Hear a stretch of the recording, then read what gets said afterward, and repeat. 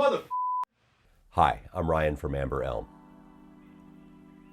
Let's imagine for a moment that you were an artist who was only allowed to use red crayon.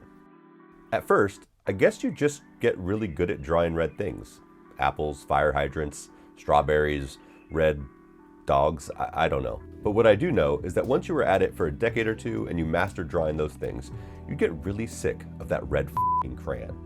Now you might try shading things differently for a while, or using negative space more on the page, or just start dreaming of a day that you could use literally anything else. I don't think you'd stop being an artist though. Eventually, I think you'd get creative and curious. Maybe you'd start melting the crayons to get different textures, or burning the page that you were drawing on so that you could mix some of the ash and get a different shade of red. And maybe doing those things would inspire 100 new pieces of art that you could be really proud of. And I bet that art with the melted crayon and burnt paper would be way more interesting than if someone just handed you a 128 pack of Crayola. Because you'd really have to push the limits of what your instrument or crayon could do. So what does this have to do with anything? From Sonic Youth using screwdrivers and drumsticks to play their guitars, to John Cage preparing his piano with rubber and bits of nuts and bolts, the story of using weird stuff or just using things in an unconventional way to stand out isn't a new one. Artists have been experimenting with trying to get different sounds forever. But I really don't think it's all about getting different sounds just to stand out. I bet a lot of times these artists were trying to find a creative spark, and trying to rediscover the excitement for something that they have been doing their entire life was the catalyst for doing so. Last week I did a video where I made an analog tape delay. Now, I have so many plugins that do the same thing, like the exact same thing, only with more control, more options, they're more convenient and less time consuming. But somehow, making it myself made me excited to use something that I usually just add after the fact to alter my sound. It made me play with it, experiment a little more, and it would surprise me because I didn't know exactly what I would get. And sure, if I use it long enough, the element of surprise will fade, and it'll be just as predictable as if I was using a plugin. And that's fine. I'll have to start over with something else, and that's cool because now I can rediscover something else new that I've been ignoring. I'll start melting the crayon and burning the page. Which brings me to this. It's my bottle of everything bagel seasoning.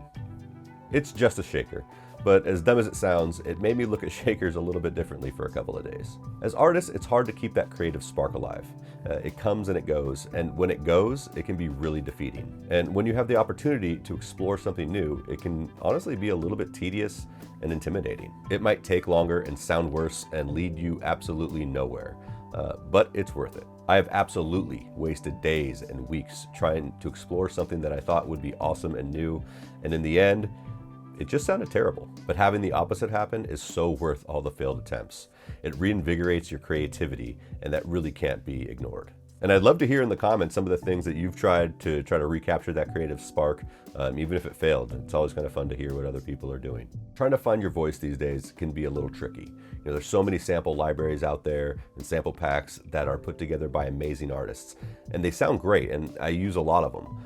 But if you overuse them or lean on them too heavily, you can start to sound like that other artist. With someone who struggles with always wanting that new piece of gear, I think that sometimes I believe that more is the answer to a creative slump. Strymon, DC Electronic, Chase Bliss. You need it.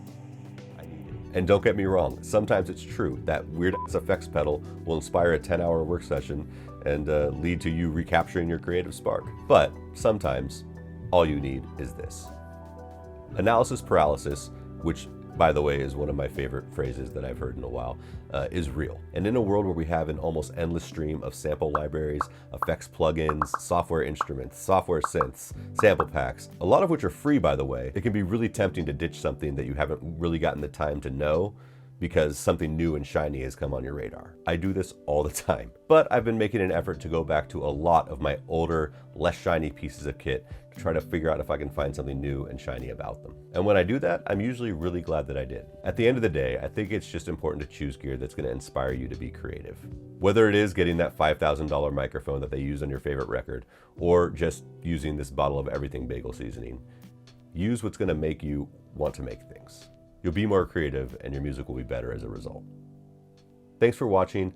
If you like this video, please consider liking and subscribing to the channel. It would really mean a lot to me, and also let me know that I'm making the kind of content that you want to see. If you want to see that video of me creating the analog tape delay, just click on the link right around here. I'm not sure where YouTube puts them.